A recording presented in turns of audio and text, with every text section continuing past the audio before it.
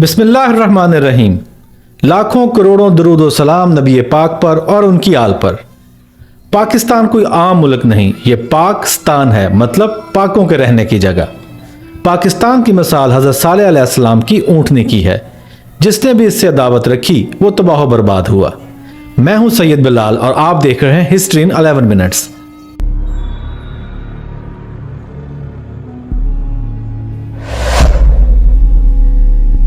جب عباسی خلفاء کی عیاشیاں حد سے بڑھ گئیں تو اللہ پاک نے چنگیز خان اور ہلاکو خان جیسے کفار کو مسلمانوں پر قہر کی صورت میں نازل کیا، جنہوں نے مسلمانوں کو قتل اور ان کے شہروں کو کھنڈرات بنا دیا۔ پھر اللہ کے نیک بندے ایک مقام پر جمع ہوئے، جس مجلس کی صدارت شیخ اکبر محی الدین المعروف ابن العربی نے کی، جس میں فیصلہ ہوا کہ اس بار سرداری ترک قوم کے حصے میں آئے گی، اور اگر ترک ناکام رہے تو سرداری ہندوستان کے مسلمانوں کے حوالے کر دی جائے گی، کیونکہ یہ دونوں قومیں ہی عاشق رسول تھیں۔ بابا فرید شکرگائن نے تب ہی اجودن کا نام پاک پتن رکھ کر پاکستان کی بنیاد رکھ دی۔ ترکوں نے 600 سال تک یہ صدارت سنبھالے رکھی، پر پہلی جنگ عظیم کے بعد کمال اتا ترک نے ترکی کی خلافت ختم کر کے یہ مقام کھو دیا، اور ہندوستان کے مسلمانوں کی قسمت چمکی۔ علامہ محمد اقبال اور قائد اعظم محمد علی جناح کی محنت رنگ لائی، اور 14 اگست 1947 کو پاکستان وجود میں آیا۔ اس دن رمضان المبارک کی 27 تاریخ تھی۔ اس ملک کی منظوری ڈائریکٹ مسجد نبوی سے ہوئی۔ نعمت اللہ شاہ ولی، جن کا پورا نام سید نور الدین نعمت اللہ ولی تھا، 1303 میں ایران کے شہر کرمان میں پیدا ہوئے۔ آپ 7ویں امام موسیٰ کاظم کی اولاد میں سے تھے۔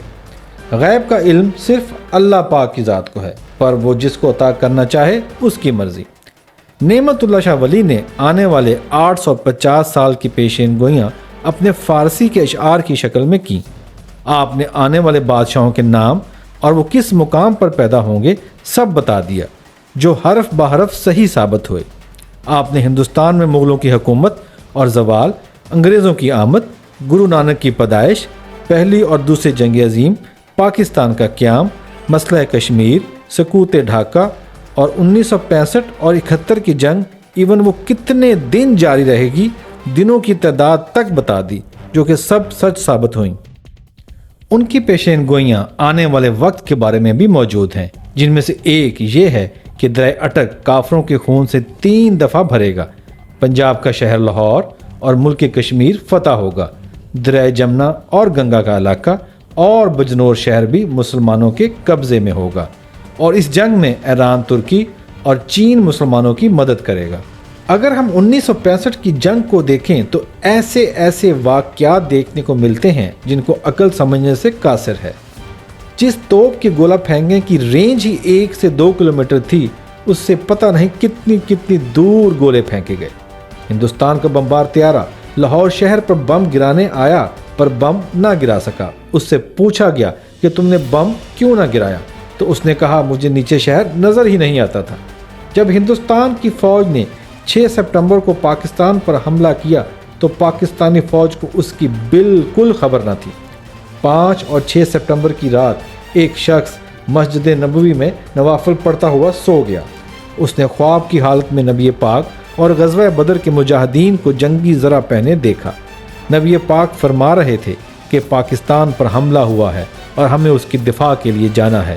6 سپٹمبر کی رات سرحدی علاقوں میں رہنے والے مقامی لوگ بتاتے ہیں کہ انہوں نے سفید گھوڑوں پر کچھ نقاب پوش سوار دیکھے، جن کی تلواروں سے آگ برستی تھی۔ ایک اور شخص جو ذات کا کمہار تھا، سرحد کے قریبی علاقے سے اپنے گدھوں پر کچھ لادے گزر رہا تھا۔ وہ کہتا ہے کہ میں نے 3 نقاب پوش سوار سفید گھوڑوں پر جاتے دیکھے۔ جب وہ میرے پاس سے گزرے تو میں نے آواز دے کر ان سے پوچھا کہ تم کون لوگ ہو اور اس ویرانے میں کہاں جا رہے ہو، جس پر آخری گھوڑے والا سوار میرے پاس رکا اور اس نے بتایا کہ میرا نام حسین ابن علی ہے، اور دوسرے 2 سوار حسن ابن علی اور علی ابن ابو طالب ہیں۔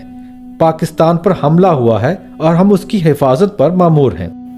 11 سپٹمبر 1965 کو سیالکوٹ کے ایک محاذ پر میجر ضیاء الدین عباسی ٹینک کا ایک گولہ لگنے سے شہید ہو گئے۔ جب صدر ایوب کی جانب سے ان کے والد کو ستارہ جرت دیا گیا تو پوچھا گیا کہ کوئی خواہش تو ان کے والد نے عمرہ پر جانے کی خواہش کا اظہار کیا۔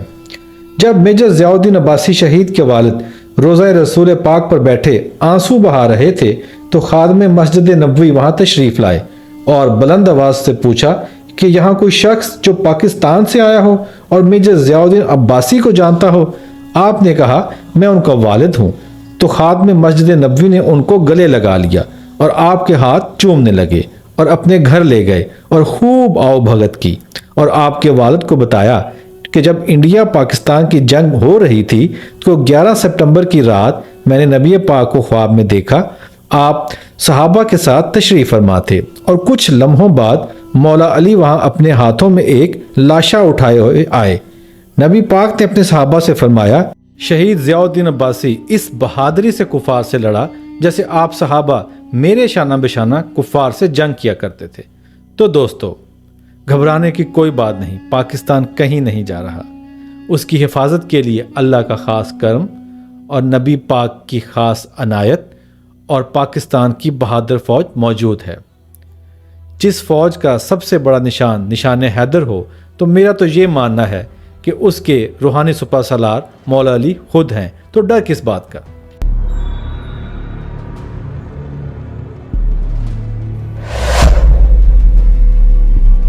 تو آپ کو یہ ہماری ویڈیو کیسی لگی کمنٹ باکس میں اپنی رائے کا اظہار ضرور کریں۔